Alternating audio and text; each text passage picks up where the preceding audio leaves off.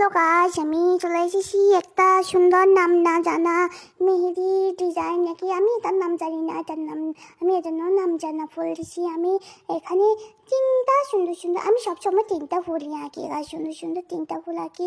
এখানে আমি পাঁচটা পাপড়ি দিছি, পাপড়ির উপর এখন দেখবা আমার মোবাইলটা আমার থোপড়ার পড়ে গেছে গাইস।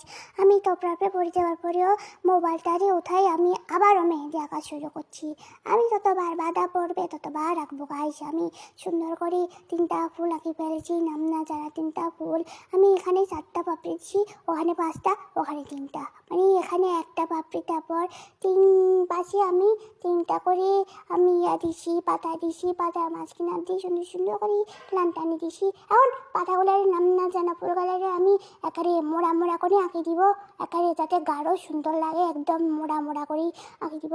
তারপর ফুলের ভিতরে আমি কলপ করে দিব সুন্দর করে।